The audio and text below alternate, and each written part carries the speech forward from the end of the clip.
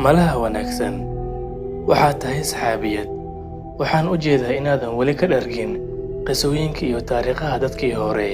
Waxaa saa'id ugu baahan tahay sheekooyinkaas. Cid aan waxyiga ahaynna oo sheekooyinkaas qaab run ah kaaga warrami kartaa ma jirto. Waa kan nebigaaga iyo midkaa jeclayd, isaga oo dib kugu celinayo taariikhda si uu kuu tuso nolosha dadkii hore. Codkiisa macaan ayuu kugu yiri, waxaa jirtay naag reer bani Israa'iil ahayd, taas oo nuujinaysa cunugeeda. Agteeda ayaa waxaa soo maray nin saarnaa faras, haybadna ay ka muuqatay. Naagtii ayaa waxay tiri, Ilaahu wiilkayga asaga camal iga dhig.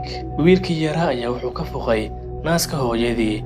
Wuxuu fiiriyey ninkii saarnaa faraska, wuxuuna yiri, Ilaahu asagoo kale ha iga dhigin. Kadibna wuxuu ku laabtay naaska hooyadii. Nebiga sallallahu calayhi wasallam markii uu kaaga warramayay qisadan, fartiisa ayuu noogayay si uu kuu dareensiiyo qisada macaankeeda, dareenkaagana u soo xaadiriso. Mar kale naagtii agteeda ayaa waxaa la soo mariyey gabar addoon ah oo la garaacayo. Waxay tiri markaas, Ilaahu wiilkayga midaan oo kale ha ka dhigin. Wiilkii yaraa ayaa wuxuu ka fuqay naaska hooyadii, wuxuuna yiri, Ilaahow ayada camal iga dhig. Waxay tiri sabab. Wuxuu yiri, ninkii saarnaa faraska wuxuu ahaa nin kibray oo xadgudbay. Addoontan la garaacayana ee lagu sheegayo sinada iyo inay wax xaday, waxaasoo dhan ma aysan samaynin iyada. Saxaabiyadda qisooyinkana lagu soo guriyo waxyi ahaanta ee aan ka akhrino Qur'aanka iyo sunnada. Ulajeedka laga leeyahay ma ahan inaan ku raaxaysano oo keliya, ee waa inaan rumayno oo ku cibro qaadano. Ibraahim calayhi salaam dabka markii lagu riday ma uusan guban. Muuse calayhi salaam isagana ushiisa ayuu ku dilaaciye badda. Nebi Yuunus calayhi salaam nibiri calooshiisa ayuu ku jiray waqti badan. Sulaymaan calayhi salaam isaguna wuxuu hogaamiyey oo xukumay jin iyo insi iyo shimbiro. Nuux calayhi salaam hir buuraha la-eg ayuu ka fuulay doon. Ismaaciil calayhi salaam ma aysan gowracin mididuu aabbihii u soo qaatay. Qisooyinka uu nooga warramo nebiga sallallahu calayhi wasallam waa sida kuwa uu inoo sheego Qur'aanka, waa waxyi aan shaki lahayn. Marka nebigaaga Muxamed ah uu kaaga warramayo sheekooyin iyo dhacdooyin la yaab leh, u rumay si dhab ah. Inaa aamintana waa kugu waajib. Cunugii yaraa ee naaska nuugayay inuu la hadlay hooyadiis waa xaqiiqo, sida Nebi Ciise calayhi salaamba uu la hadlay qoomkiisa isagoo dhabta saaran. Saxaabiyadda waxba haddanayn muuqaalka sare, cidna ha ku xukumin qaabkiisa iyo muuqaalkiisa, waayo wax badan oo xaqiiqo ah ayaa laga yaabaa inaad arki weydo. Haddii aad arki lahayd Abubakar as-Siddiiq radiyallahu canhu isagoo dhex socdo waddooyinka magaalada Madiina, isaga oo wato dharkiisa caadiga ah, carruurtiisana ay daba ordayaan iyaga oo leh aabe, dabcan waxaa aamini lahayd inuu ka mid yahay dadka caadiga ah ee basiidka ah. Balse Abubakar radiyallahu canhu wuxuu ahaa ninka ugu khayrka badan bani aadamka oo dhan marka laga reebo ambiyada. Wuxuu ahaa saaxiibka nebiga sallallahu calayhi wasallam iyo wehelkiisii ku weheliyey godka. Wuxuu ahaa ninkii edbiyey dadkii ridoobay markuu dhintay nebiga sallallahu calayhi wasallam ee difaacay kelimada tawxiidka.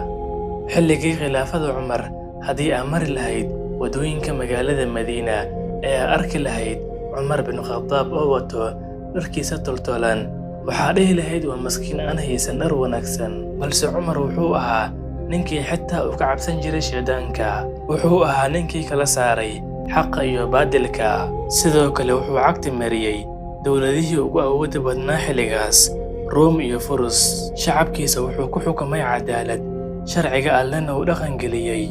Haddaa arki lahayd Cabdullaahi bin Mascuud asaga oo korayo geed, waxaa ku qosli lahayd lugihiisa xiita-xiitada ah sida ay saxaabada ugu qosleenba. Laakiin nebiga sallallahu calayhi wasallam ayaa u sheegay lugahaas xiitada ah inay miisaanka Alle ugu culus yihiin buurta Uxud.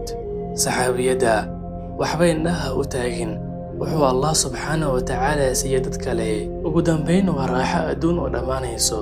Ninkii saarnaa faraska muuqaalkiisa wuxuu ahaa nin haybad leh oo la ixtiraamo, laakiinse xaqiiqada waa inuu ahaa nin daalim ah oo xadgudbay. Gabadhii addoonta ahaydna ee muuqaal ahaanta la liidayay ee maskiinta ahayd, wixii lagu sheegayo waxay ka ahayd beri. Waxaa laga jeclaa Alle agtiisa ee adigana noqo gabar u diyaarsan aakhiro. Saxaabiyadda, Allah subxaanahu wa tacaala ayaan weydiisanaa waxyaabo, markaasna inama siiyo waxa aan weydiisanay. taasna waa sabab uu Allah subxaanahu wa tacaala og yahay, annagana aynaan ogayn. Allah subxaanahu wa tacaala marka uu wax noo diido, taas waa naxariis uu noo naxariisanayo annaga. Dhammaanteen waxyaabo ayaan si aad ah u jeclaannaa, markaasna waxaan aaminnaa waxaas la'aantood nolosheennu inay noqonayso jaxiimo. markaasna Alle ayaan ka barinaa oo weydiisanaa, asagana inama siiyo.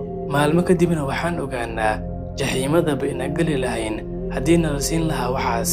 annagu haddii aan nahay bani aadam, aragtideennu way kooban tahay, fikirkeennuna wuu gaaban yahay. wax walba waxaan ka fiirinaa hal dhinac, markaasna waxaa iska dhaadhicinaa wax walba ina ognahay. haddii aad raaci lahayd doontii uu dilaaciyey Khadar, waxaa dhihi lahayd ma arko miya inaan masaakiin nahay marka uu dilaacinayo meesha aan ka helno quudkeenna. kadibna waxaa ogaan lahayd haddii uusan dilaacaas ahaan lahayn in doonta dhanba la qaadan lahaa. waxaa xumaan dhan ka fog Rabbiga xilliyada qaar nagu adkeeyo nolosha si uu noogu ilaaliyo diinteenna iyo adduunkeenna. saxaabiyadda, markuu Allah subxaanahu wa tacaala wax ku diido, diidmadaas u arag miduu ku ilaalinayo qalbigaaga. Allah subxaanahu wa tacaala wuxuu noo ilaaliyaa qaabab aynaan fahmi karin. dadkii wanaagsanaa mid ka mid ah ayaa wuxuu yidhi, haddii aan Allah subxaanahu wa tacaala weydiisto wax, markaasna uu ii diido, diidmadaas waxaan ugu farxaa si ka badan sida aan ugu farxi lahaa hadduu waxaas i siin lahaa. waayo siismadu waa wax aan dalbaday aniga, diidmaduna waa wuxuu Allah subxaanahu wa tacaala ii dooray. gacmahaaga u qaad kor oo Rabbigaa weydiiso waxaa rabto, waayo wuxuu jecel yahay inuu maqlo addoonkiisa uu wax weydiisanayo isaga. Cumar bin Khadaab radiyallahu canhu ayaa wuxuu dhihi jiray, haddii qaybka la soo muujin lahaa, qof walba wuxuu dooran lahaa wuxuu Allah subxaanahu wa tacaala u dooray. ku kalsoonow Rabbiga oo wanaaji niyadaada. Cumar bin Khadaab radiyallahu canhu ayaa wuxuu dhihi jiray, haddii qaybka la soo muujin lahaa, qof walba wuxuu dooran lahaa wuxuu Allah subxaanahu wa tacaala u dooray.